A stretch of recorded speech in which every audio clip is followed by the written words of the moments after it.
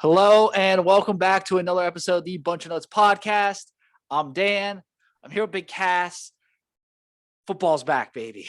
It feels so good. Hall of Fame games going on right now. It's absolutely terrible.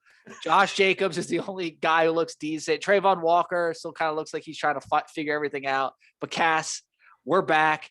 Football's on TV. It's therapeutic. The Buckeyes are in camp right now. Some big things coming out of the Woody Hayes Center. How are you feeling today now that the Buckeyes are back? Dude, we've been waiting for this a long time. I mean, honestly, yeah, we had the Rose Bowl, great Rose Bowl victory, but we've been waiting for this since November 27th of last year, man. Or whatever the date was. We've been waiting a long time because this football team, just the way the vibe that we get from other media members and the vibe that we got from Coach Day's press conference today, this is a pissed off football team. And they're playing with a chip on their shoulder. I guess guys on defense are flying around the football. Jim Knowles is very impressed with some guys. They really took this time with Mickey Marotti in July, and I guarantee it was the best July since Mickey Marotti's been there as the strength coach with the players. Because think about it, Mickey Marotti has never seen a team lose. Well, since 2011, he hasn't seen it. He hasn't coached a strength team since we lost to Michigan, and this was the first time. And I think the way we lost to Michigan this past season, I mean, yeah, we got the Rose Bowl victory, but this is a different feel, just the way we've been hearing out of camp. I just love that, you hear about all these, workout warriors. You hear a guy like Julian Fleming, the Iron Buckeye or whatever they call it, one of the most improved guys, a guy, Julian Fleming, a guy who's battled injuries, has a lot of questions coming into the year and looks like, he's put on a good camp so far, I'm hearing. Looks like he might be in for a big year, Cass, and I'm really excited to see that because, we're excited about Marvin Harrison Jr., obviously know we have with Jackson Smith and Jigba, but and obviously Mecca Abuka's a burner and he's going to do dynamic things, but Julian Fleming kind of is the, the underdog in the room, which is shocking because he was obviously the top recruit. And he comes into kind of a very favorable situation, a lot of hype, people are, believing in this offense, and people are going to really focus on, I think, obviously probably JSN, and then Marvin Harrison's going to get maybe doubled at times or, some looks. So I think Fleming might have a chance to really, make some plays for himself if he's healthy. And also hearing that finally Cameron Babb is 100%. So that's going to add more depth to the wide receiver room. I mean, this is going to be huge, honestly, especially for a quarterback like CJ Stroud. You have Marvin Harrison Jr., you have Emeka Buka, you have Jackson Smith and Jigba. What made Ohio State great in the passing game with Dwayne Haskins in the record-breaking year? You had Ben Victor, you had Austin Mack, you had KJ Hill, you had Terry McLaurin, you had CJ Saunders, you had 5-6 guys rotating. Guess what? We have 5-6 guys could be rotating. And Jigba's not leaving the field. It's in special packages where we don't need to go up top with Marvin Harrison. Oh, let's bring Emeka Abuka and Julian Fleming in. Well, even too, Fleming's a great blocker. When he gets out there, the one thing he might not be the greatest receiver just yet, but when Julian Fleming's out in the field, he always gives a great effort. He made that strip, that fumble, he stripped Indiana that one time, caused that fumble. We recovered, big play. He's always throwing good blocks. Like in the Rose Bowl, he sprung that one JSN touchdown. You're always going to get a good play and effort out of Julian Fleming. And like I remember, what was it, Nebraska? He had that catch that they said it wasn't a catch, which was a ridiculous catch. I don't know how it wasn't a catch. The 1 foot. Yeah, I mean, he had I thought he had a solid Rose Bowl. He got one pass in the Rose Bowl, but it was a touchdown. I mean, Julian Fleming is a guy like that's going to give Emeka Buka a breather because we're going to see Emeka Buka on special teams. I mean, kickoff return maybe, but it's great to have those guys rotating. But what's also great is when you have G. Scott Jr. and Joe Royer stepping on the scale and weighing 240 pounds, one 6'4" and the other one's 6'2". And we all know like G. Scott Jr. can block as a receiver. Now that he can add that versatile at the tight end, could we be in store for another Marcus Ball and Nick Vanette, like tight ends with Joe Royer and, G. Scott Jr.? I mean, and don't forget, we got Cade Stover. All of a sudden, the biggest question mark on offense, which was tight end, start like physicality wise, what the body looks like, could be a strength. It really does, because it's crazy. I think our tight end group room is really deep right now, because we have, obviously, I think Royer's probably the most complete. He's probably, I would say he's probably going to be the starter, and he's the most, he can catch and block. He's a good threat at both. Stover's the best blocker. Scott's the best receiver. Yeah. I mean, let's look at it this way. You have G. Scott, who would be Marcus Ball, who's probably the best receiver at tight end that year. You had Nick Vanette, who's Joe Royer, who was the complete guy. And then you have Rashad Berry, who would probably be Cade Stover, who was the best blocker. Exactly.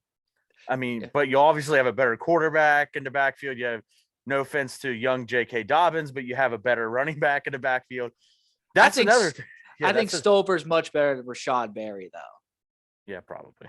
I would say he's probably a better ass. Like, not that Rashad Berry wasn't bad, but like Cade Stover, I think both sides on the ball. I think Stover can make an bigger impact. That's going to help inside the 10, though. Think about it. You could throw now you can throw a wrinkle out there with 3 tight end set with 1 wide receiver and run the ball. Like, that's going to help. Mayan Williams. Travion Henderson. Yeah. Evan Pryor. The list goes on. And I mean, that's what they talked about. Tomorrow, Dave Biddle was talking about on his little thing today on Twitter. They're going to have Tony Alford and the running backs on Twitter tomorrow, they're going to interview him tomorrow after practice. It's going to be interesting what Tony Alford and the running backs say, because we have a very deep running back class. I mean, how they recruit, like Zach Smith said today, how they recruited Mayan Williams to stay at Ohio State is beyond me, because he could have went and made bank somewhere else as a bit of starting running back anywhere else. So it's going to be interesting. This offense is so loaded. Do we have enough footballs to go around to share the wealth? The answer is no. No, a couple people are going to get burnt, but I think it's going to be people who we were not expecting to lose touches and yards. That's my prediction. Some people are going to get burnt. Absolutely, Cass. Yeah. I mean, and then the fact that, this offensive line, Justin Fry, got Matthew Jones and Donovan Jackson. It sounds like, in Paris Johnson and DeJuan Jones at tackles. Slim. I was talking to our boy Jamie Sumner, and he said that boy is trying to get paid. That's why he got slim. And it's a good slim though. Like he's still a guy like DeJuan Jones too. Slimming down is a lot different than a regular lineman slimming down. That man was like, he's Thanos. He can lose a little bit, and he's still going to push people around. He's going to be quicker, leaner, probably less injury prone. And I like to propose this, Cass. I like to my lock of the year. Well, not a lock, but my wild bet of the year. You probably can't bet this anywhere. Maybe with your bookie. I don't know. DeJuan Jones will score at least 1 touchdown this year for the Buckeyes. Book it. I'm calling it. That man is too athletic, too lean, that we can't run some like tackle eligible past it. No one would cover him. No, we have so many weapons. Like if DeJuan Jones reported as eligible, no one would even notice, because they'd be like, oh, we have to cover Fleming, JSN, Travion Henderson, all these people. And DeJuan Jones could literally just take 2 steps, catch a football, touchdown. I'm calling it. Like we can easily do that. Oh man. But yeah, I'm also laughing at something else too. A friend of mine sent me a autographed signed Henry Ruggs III Las Vegas Oakland Raiders full-size white panel football. That's like the equivalent on Amazon. That's like buying like an OJ Simpson Bills football for $150. You can't really see it because of my background, but $150 on Amazon. That's crazy that's even up there. It's insane. But yeah, I mean, going back to the Buckeyes, I mean, we could go on and on about this offense, but a lot of question marks we know is on the defensive side. The biggest question mark, I would have to say, Jake Seibert moving from kicker to playing a little bit of cornerback. And I love this. I mean, I seen him play in high school. He's a great athlete, but I think he's just trying to find a way to fit in. Maybe That's what. Well, Day said he's just trying to find a way to contribute right now, which I love. I love that mentality. I love that, and I mean he's probably right because think about it. You got obviously Ruggles, Lou Groza Award, probably front runner or close to, I think, could win the Lou Groza. We got the kid from USC. He's not eligible right now, but we still got him. So Cybert's got a little bit where time to figure out some stuff, and he's going to earn the respect of his teammates by just going out there and playing some scout team, maybe learning a new position. I love it. And it's the awesome. fact that by the time his senior year or junior senior year, whatever eligibility, he's going to be the starting kicker. I love to know that my starting kicker in a few years has really gone out, tried to be a football player with the guys, like smashed heads, covered guys.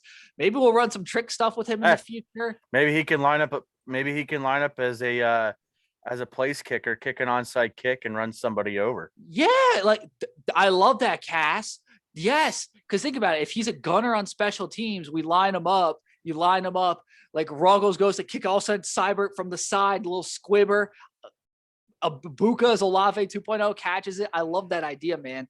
Or I also like with Cybert too, that I completely lost my train of thought here. I'm going to get it in a second.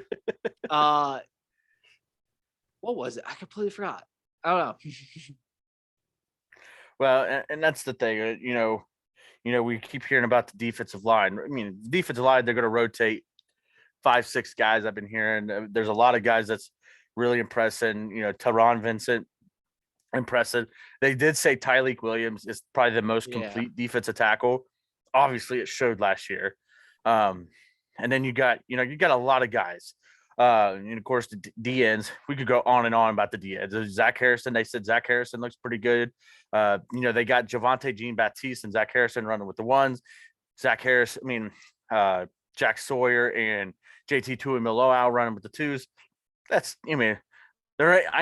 said this off air. No offense to Javonte Jean-Baptiste. He's earned it. He's been there a long time. But JTT is going to start. Hands down. Yeah, I think JTT has the better upside for sure. But I wouldn't hate seeing Javonte Jean-Baptiste start. I think if he were to start over JTT, I think he could be a really good player too. So if Javonte Jean-Baptiste is actually just performing better than JTT, then I'm fine with that. Because I do think Javonte Jean-Baptiste, if he plays at his best cast, he's such a large frame. He's such he could be like such a freaky athlete. He might have better upside than JTT. Yeah, but I think what it is, but they're going to rotate guys. I mean, that's the pretty thing about this defense. We're going to see a lot of rotation. And including in the back seven. I mean, they've been running three linebackers and then rotating with 5 DBs. I mean, obviously we've been hearing Denzel Burke and Cam Brown are the 2 outside corners, but who's that third corner when we have to run a third corner? Who's that second safety if we have to run that safety in there? Jake Cybert. Who's the back end safety? Yeah. Is it Josh? I think ultimately it's going to be Tanner McAllister and Josh Proctor and Ronnie Hickman rotating those. It's so Tanner tough. McAllister is so tough, guys. I tweeted this out I didn't tweet it out to Dan, but I texted Dan, and I started thinking, I was like, man, do we have the best safety room outside of maybe Alabama in the country? It's much better than Alabama. Alabama just has battle, right? We got Ronnie Hickman, all Big Ten player. McAllister, all Big 12 player. Stokes, Proctor, Styles, Ransom. Dante's done. Cam Martinez, Tyleek Lathan Johnson, Ransom, Kai Stokes, Sonny Styles. Yep, we said that. I mean, we have 1, 2, 3, 4, 5, 6, 7, 8, 9 guys in the safety room. Yeah, it's unreal. I think a guy too like Lathan Ransom could have a really big year too. Yeah, they've been saying he's been rotating in the corners. I think all in all, the 3 safeties that they'll probably rotate Hickman, McAllister, Proctor. You cannot take Hickman off the field. He was one of our leading tacklers last year. But the skill set of McAllister, like his knowledge of Jim Knowles' defense, there's no way he's not seeing the field. Josh Proctor, his skill set, man. Court Williams. We forgot Court. Why do we always forget Court Williams? Well, Court Williams reminds me of like he's got this. He's a little bit undersized as a linebacker, but he could be a linebacker. Put on some pounds, move inside as a linebacker like C. Grant did. Maybe rejuvenate his career, but also the linebackers are deep. I mean, you're talking. I mean, you can't. You're telling me they couldn't teach Court Williams to be like Pete Werner, like.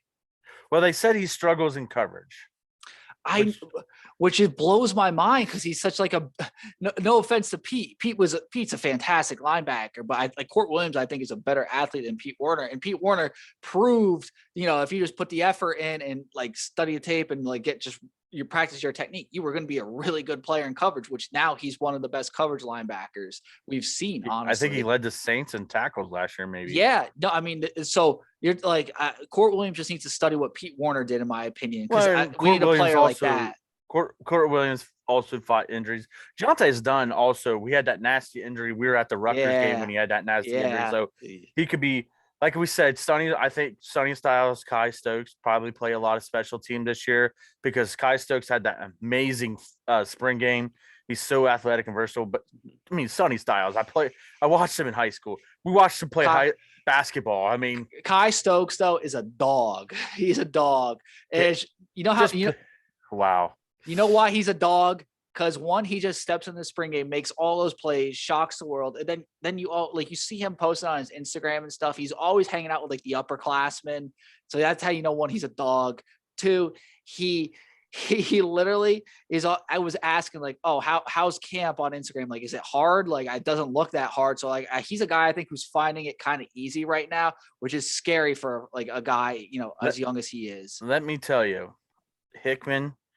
Was he a junior, senior this year? McAllister's senior. Proctor's a senior. Yeah. Think about next year's safeties. Court Williams, Sonny Styles, Kai Stokes. It's filthy. Young, but filthy. And don't keep in mind, the linebackers right now, they're the three. They said that Steel Chambers is finally, like, he's taken that whole year being a linebacker now, taking the role and running through the punches. They said Tommy Eichenberg is really taking charge. Like, he's very athletic. Then you got Terada Mitchell, they said it's finally clicking. Zach Smith said it perfectly today. Can he be that Curtis Grant? I see every day when I go on LinkedIn, it's always the first person for me to add is Tommy Eichenberg on LinkedIn. That's all he's so professional. I hope he does well. I do too. I mean, this linebacker crew, and then they said CJ Hicks. They said Gabe Powers, CJ Hicks, and Reed Caraccia are running with the third teams right now. They said by time the end of camp, two of those three are going to be running with the second team. I do like Gabe Powers. And CJ Hicks, man, they said he showed up to practice looking like a junior. Like, the media was so impressed. They said all the freshmen look good. I mean, they said the guy who wears number 23, I can't think of his name, the defensive end, says it looks weird seeing a guy wear number 23 as a defensive end, but they said they all look good. They all look good, the freshmen. Are we worried about recruiting? No, good. Everybody is. We're losing guys. Yeah, we're losing guys right now. Like this, all right, we lost Ty Lockwood, a tight end. Irrelevant. We probably wouldn't even utilize. Do you blame? Honestly, Nick Saban played this well. Nick Saban showed him Ohio State's tape, showed him Alabama's tape. Do you blame him for going to Alabama? No, we don't utilize the tight end. We don't. I can live with it. Losing some of these defensive guys hurts, but I think what guys want to see, product on the field. You also have to realize too, Bama, you had to use all those resources to poach a guy from us. It wasn't like a West Virginia or like some Cincinnati taking him. It was Bama, and enemy. And two of the guys that flipped wanted to play closer to home. With the kid that's committed to Central Florida. Yeah, Dijon Johnson. He's from Orlando. Come on. And then the kid that flipped to Florida. Come on. I mean, these guys, he's from Florida. I get why, money talks. I mean, it is what it is. We're going to get these players. They want to see product on field. And guess what? The way two great weekends for recruiting, Notre Dame, first game of the season, and Michigan, the last week of the season. You bring in a lot of recruits for those two games. Wisconsin, Iowa, the Scarlet out, the Blackout, team up north, Notre Dame. Those 4 weeks, huge for recruiting. I guarantee it. The defense shows out this year, and all 4 of those games, we're bringing in the money recruits. Yeah, I'm not worried at all. It's just people are freaking out. I felt bad. Scarlet and Great, the podcast, got absolutely dragged on Twitter. If Tennessee Jeff's not freaking out about recruiting, then I'm not. I'm not. Yeah, Scarlet and Great got absolutely body bagged on Twitter. I know. I feel bad. Like what they said wasn't great. I'm not gonna lie. They could have said better stuff. Everyone's dragging them, but like I haven't always batted 1,000, so I'm not gonna throw like stones at glass houses or whatever. It's they could definitely do better, but I think everyone's just kind of upset right now because recruiting's not going our way. Let's just keep be chill, not stress too much, because I was shocked that at least in basketball, Devin Royal picked the Buckeyes. I thought for sure he's going to Michigan State. Yeah, I was texting my buddies. I'm like, he's going to be a Sparty. He's going to be a Sparty. He's going to win Big Ten Player of the Year. And they're like, stop being so negative, Dan. I'm like, he's going to Bama then. He's going to Bama. There's no way. When you put Bama and Sparty on the table next to Ohio State in basketball, I was sweating. The thing is I know this kid. I don't know him personally, but I've covered a few of his games. I covered his station. You weren't worried.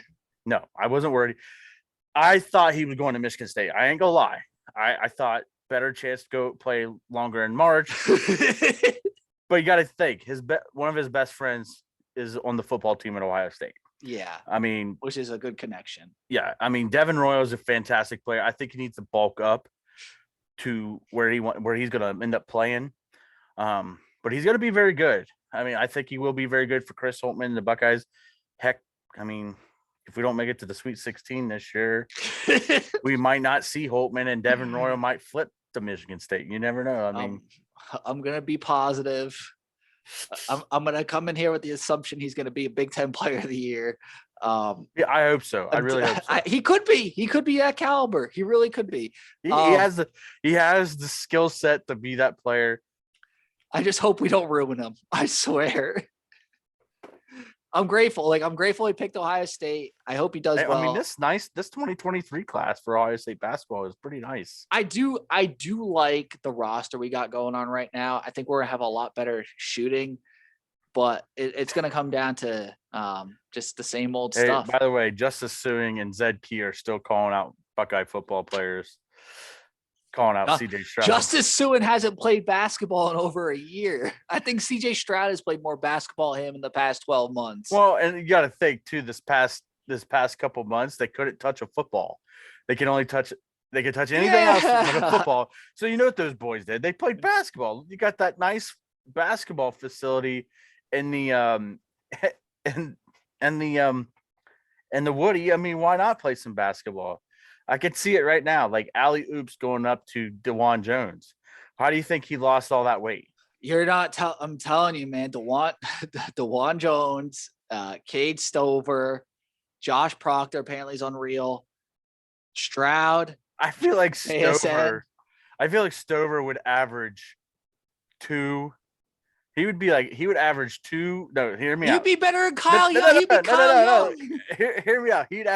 His average would be 2 points, 6 blocks, 14 rebounds. Yeah, he'd be Kyle Young. And he would probably foul out a lot. Yeah, he's Kyle Young. Proctor would be like Eugene Brown, and then like Stroud's Mark Loving, but like just way more. No. Stroud would be a way better Mark Loving, like a cerebral Mark Loving with like accuracy. No, not Mark Loving. Proctor would be like a David Lighty. David. And I mean, DeJuan Jones would be like a Sullinger, 100%. Oh yeah. Oh, That's 100%. 100%. But you got to have, I mean, I think Jackson Smith would, no, I think Shannon Scott. Shannon Scott. Stroud would be a better version of LaQuentin Ross. Okay. I like it. And I think that Njigba would be, he would come off the bench like Linzel Smith, hit a few threes here and there. And I think just because we need a point guard, I think that Steel Chambers could be like Aaron Kraft. Who's our coach? Who's coaching us? The basket. Brian Hartline. Hartline's coaching the football basketball team. Yeah, Brian Hartline. Okay. No, or Ryan Day. I mean, Ryan Day played basketball. He did. That video of him draining those threes. Screw it. Ryan Day would be Aaron Kraft. He would start. He'd be like Jackie Moon. He would be player and coach. Ryan Day versus Chris Holtman 1-on-1 right now. I think Day takes it. I do. I know Holtman. Look, I know Holtman. He said CJ Stroud is the most confident QB1 in the country, but I do think Day in his prime versus Holtman in his prime. I haven't seen the video of Holtman play. Right. So Ryan Day is more strategic. Yeah, I mean, I think he would rain some threes. I would be interested. I would pay for that. Ryan Day would be Jackie Moon. He would be player and coach. Yeah, just love him sexy. The basketball team's headed to the Bahamas, I guess. Are they getting used to the Maui? I mean, by the way, the Maui tournament schedule came out. ESPNU, baby. ESPNU against San Diego State. All the other games are on ESPN2. Why is in the middle of the pack, middle of the night, like the middle of the day, the 9:00 tip, which Ohio State has the 9:00 tip, we get ESPNU. I don't hate it though, because it doesn't affect me at all because I got Hulu. I'm streaming, so I'll get it no matter what. I think everyone gets ESPNU at this point. It might affect you if you're not watching the game at home, but I don't hate it. It's fine. Yeah, I mean it's Ohio State basketball. ESPNU is about our peak. What game is the Maui? What day? I have no idea. I don't have it circled. I just know it's like November, December-ish. All right, here we go. Got the schedule. I don't think anyone was like, let me circle the Maui tournament. November 21st at 4 p.m. on ESPNU. What is that? 2 or 3 days before Thanksgiving? The Buckeyes. No, it's the week before. The Buckeyes versus San Diego State. Let's see here. Which is a Monday. So it's cutting into Monday Night Football, man. Who's playing that night? Probably like the Jaguars. And Raiders. I'm glad I haven't even taken a look at this game. I watched the first 3 drives and I was just like, this is terrible. 0-0, and it says in prep. No, that's not accurate. All right, Monday Night Football, November 21st. 49ers at the Cards. That'll be all right, actually. That's actually pretty good. It's 13-0 Raiders, by the way.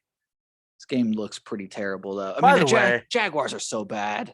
By the way, why when they're all these, I feel like the Bengals, they lost the Super Bowl. I feel like they're the most disrespected Super Bowl loss team, like runner-up in recent memory. Because nobody's talking about the Bengals. It's the Bills. It's the Chiefs. I've heard the Raiders. It's just hard to replicate that, especially the year after you lose a Super Bowl. It's always tough to bounce back from that right away. Not saying that they won't be a playoff team, but just the odds of them making a deep run again, it's just so tough. You have to be a special type of team. Maybe the Bengals are. Maybe they are building something, Cass. But they got Joe Burrow. Joe Burrow might be the outlier to this. I'm not going to lie. It's all dependent on him. They could definitely go for a deep run, but it's just, Maybe someone rolls on Joe Burrow's ankle the wrong way in week 5, and then he misses like 6 weeks, and then they're 500 going into November or something, and then it gets tough. It is what it is. Yeah, it's I mean, it's all luck, to be honest. If Burrow stays healthy, Chase stays healthy, Higgins stays healthy, you're going far. Yeah. So next week, as we got a couple more minutes here. Next week, we start breaking half the season down. No, I mean, obviously we'll break the week of Notre Dame. We'll break that game more down, but we'll start breaking down the season. Maybe take half the schedule. And yeah, we'll probably do half, and then the second half camp updates both weeks. Yeah, and then the week after that, it's going to be, I believe, week 0, which we'll just do week 0 picks, and then kind of just a preview of our final thoughts before the season. I think Notre Dame. I think we should be more interactive this year with our picks this year. Just see who can beat it. And instead of doing the bowl game, like the bowl game pick 'em thing, maybe if you could outpick the both of us, maybe you get a prize at the end for the final. You get the Henry Ruggs signed football. We're terrible. But yeah, I mean, if you come out, how is that $150? That still blows my mind. I mean, I don't know either. I mean, how does the Buffalo Bills still have OJ Simpson's name up in the Ring of Honor? I hate to say it, but if you buy that, that's going to appreciate in value. And we live in a messed up world, but that's at least $1,000 in 20 years. I'm just saying. I mean, I would like the Brittany Griner signed jersey right now. I mean, oh my God, no one should get 9 years from marijuana. That's ridiculous. I'm sorry. Russia. I don't care what anybody says. Russia's using this as a political thing. Oh, they are. We're gonna get fleeced in a trade, but Brittany Griner, she did nothing wrong in my book. Why is we? I mean, she broke a law, but some stupid law. I don't care the law that Igor made. Igor, whatever. Vlad. Probably a law that Joseph Stalin made. I mean, I don't know. Ridiculous, but I'm not getting political. Yeah. It's football season, baby. So again. I mean, we got our famous pick'ems, beat the pick'ems coming up this year, week 0 throughout the whole season. If you want to join in with us, have some little fun. But yeah, that's all I got. That's all I got. Thank you so much for listening to another episode of the Bunch of Nuts podcast. Make sure to like, subscribe, follow us on YouTube. I'm not really sure how YouTube works. Cass is probably going to upload this video. But once again, thank you so much for listening. And as always, go Bucks. Go Bucks.